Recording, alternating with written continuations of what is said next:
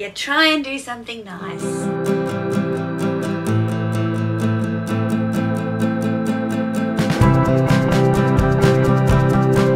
Welcome to you, my name's Dale and this is Dale's Addiction. It pains me to have to make another video on this topic, but I feel I simply must respond to my fabulous friend Meredith. You should always tell your friends when they've got food in their teeth. And I think your response to my community service announcement was just too personal, my friend.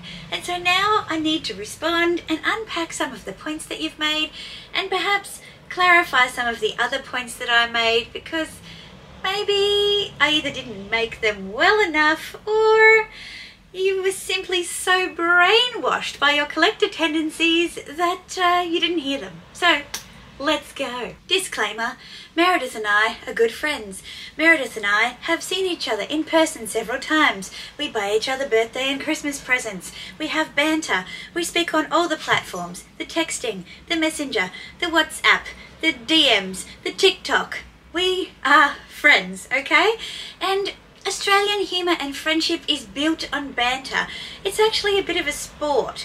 And so if banter and Australian friendship principles kind of offend you, please don't watch this video, or don't get upset, or don't, it's not about taking sides. It's just about having a bit of fun. Imagine sitting around a table in a pub, throwing around ideas and having a laugh. It's just sport, and I would love if you could take it that way. Let's go, Meredith. First of all, have you watched Meredith's video?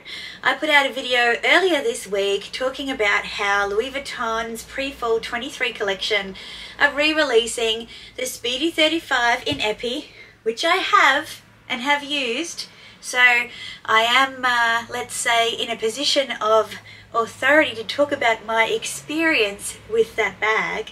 And also the Alma GM. I don't have a GM, I have a PM, which is smaller, and I still think it's awkward to use, but I own both the bags. So I made a video saying, you know what, you don't have to go to the boutique and buy these bags because there are plenty on the resale market, and fundamentally the designs have not changed. And here's a little tip. You could actually buy these in the 2000s. You could buy them in the noughties. You didn't have to buy them in the 90s.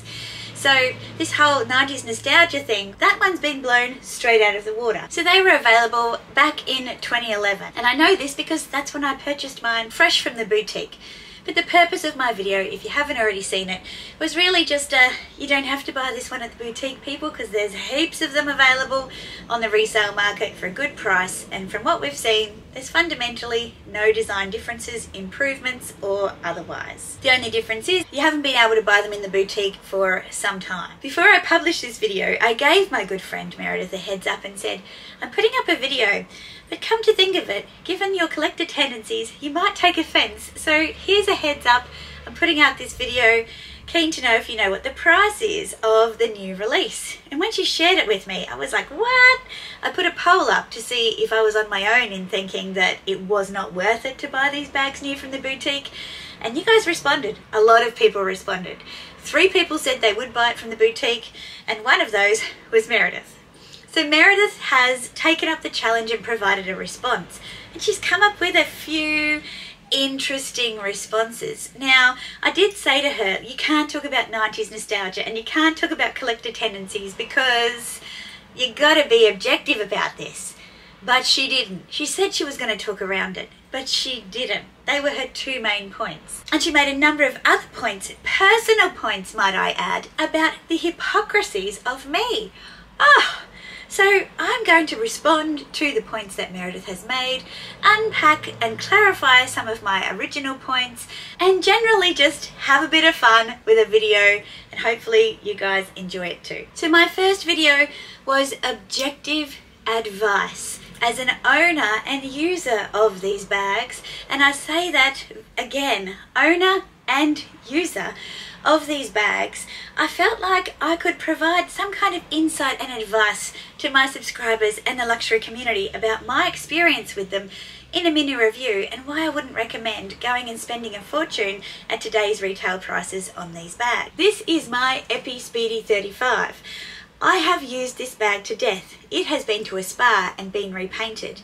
I'm now going to insert photos to show you how much I use this bag and why I think I'm qualified to tell you that it's not a great bag to buy new if you can save and spend only a third of the price on a pre-loved option. Check out the wear on the handles, on the base of the bag. The bottom of the bag doesn't have feet. Where do you put down a leather bag, especially a white leather bag, without feet? Well, you can't, and so you've got to hold it. And if you hold it like this, you wear away the coating on the handles and it looks grubby. So then you've got to put twillies on it, and then it starts to be as high maintenance as an Hermes bag. This is a PM, not a GM, and I still find it clunky. But I have to concede to Meredith. I bought this one for nostalgic reasons because, like Meredith said in her video, I couldn't afford to purchase this one back in the day, and so I purchased it in 2020. It's a PM and it's still painful. And I'm going to come back to some of the points that Meredith made about why she loves her Alma GM in just a moment. So I'm not going to rehash my last video. If you want to see it, I will link it up here and in the description box down below, so you can follow along this conversation that we're having. There's been a lot of conversation in the luxury community of late about the tough economic times that we're facing.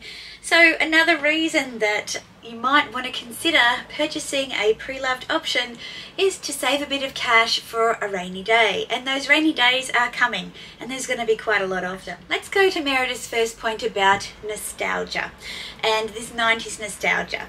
Now here's the thing. Meredith, you have been obsessed with collecting Louis Vuitton's multicolour collection on the pre-loved market and hunting down and purchasing the denim collection from the pre-loved market and sending them off to Louis Vuitton and having some of the vachetta replaced so you can put your marks on it. I feel like if you were really interested in these bags, you would have already snapped them up, because we watch you unbox multiple bags every single week, new and vintage, yet you've never spoken about buying Alma GMs or Speedy 35s in epi leather, ever. And I feel like for someone who has been a lover of Louis Vuitton for, in your words, over 20 years, you could have already bought these bags. I bought mine in 2011. 2011! You didn't have to be in the 90s to buy these bags then. So I'm thinking you probably got your dates mixed up, or you had other priorities, bags that you loved more at the time. Am I right? Now, I do concede that the luxury experience is an important part of the process for me, and absolutely, if people do value that part of the process, then absolutely, they don't have this bag and they want to buy it new from the store. Do whatever you want. It's your money at the end of the day. But I did mention explicitly that this was an exception to my rule. Now also, I don't have a problem with purchasing pre-loved or from the resale market. I have never said that I won't buy pre-loved or from the resale market, because I have many times. I buy pre-loved, but I don't buy vintage. And the bags that I'm talking about are not vintage. They haven't met that 25-year mark. Unlike the baguette, the mirror baguette that Meredith brought up, which was the big problem with my argument about not buying Louis Vuitton from the store. Last November, Fendi released 25 re-editions of baguettes released back in 1997 to 1999, and I picked this beautiful mirror baguette, originally released in 1999. That would make the original vintage. I don't buy vintage. I don't buy vintage for a number of reasons. One, it's pretty hard to find nice vintage, and I don't appreciate other people's wear on my bags. Two, the original version, which my lovely friend Una has, and I'll pop some pictures up here, it does not have a longer shoulder strap. It's also about half of the width of this one. So there have been some significant improvements made to this particular baguette, which means that the vintage is not like for like. Unlike what we've seen of the Alma GM, which I'm thinking maybe they've changed the phone pocket so it fits more than a Nokia E5110, and the Speedy 35, which fundamentally can't see any improvements, and it doesn't look like a strap comes with it, so it won't be a bandolier. If that changes, does it change things? Absolutely. If there's a strap, it's a game changer. Now, on the strap comment, Meredith says she's not going to buy a Speedy 35 because the reason that she likes the Speedy 35 she has is because they have the bandolier strap. But she will be buying an Alma GM in the Epi because she's always wanted one. But that's also a hand carry bag without a strap. So how do you justify buying the Alma GM without a strap because it's big and cumbersome, but not buying the Speedy 35 as an LV lover and collector because it doesn't have a strap and it's cumbersome? Because I don't think it makes a difference when they just sit on your shelf when you don't actually use them anyway. Am I right? Meredith also raises the fact that I've got my blinkers on because I am a Fendi lover. And yes, she acknowledged that my first ever bag that I bought from the boutique was a Louis Vuitton bag. Louis Vuitton is the second most represented brand in my collection. Here are some of my collection. I also have a flower trunk, I have a bunch of small leather goods, and I have a Neverfull that is with Connor in Paris at the moment. Because I really think that Louis Vuitton make fabulous bags, especially for travel. So the only point that really comes down to it, that I can't argue with and I wouldn't ever argue with, is if it means something to you and you want to buy it new from the boutique, then you do you, boo. That's how we roll here in the luxury community. We have channels and platforms where we can share our opinions on what we're going to do and why we're going to make that choice. And you get to make your choices based on what you want to do with your money. I feel like it's pretty hard to make smart decisions when you're purchasing luxury, but you can definitely make an informed decision. And I hope that this collection of videos between myself and Meredith have helped you to figure out what is the right choice for you when the pre-fall 23 collection drops in boutique. I hope you've enjoyed this little bit of banter, and if you have, give us a thumbs up. Make sure you go and check out Meredith's channel if you haven't already. I will link her in the description box below. I usually put out videos on Wednesdays and Sundays and sometimes some extras. I would love to see you back here for the next one. And if you're thinking about whether or not to subscribe, coming up I have a Cartier unboxing for my 10th wedding anniversary, and also a Chanel unboxing, and also a Fendi unboxing. So I have lots of content on the way for you. I hope to see you back here soon. Until then, ciao. Love you, Meredith.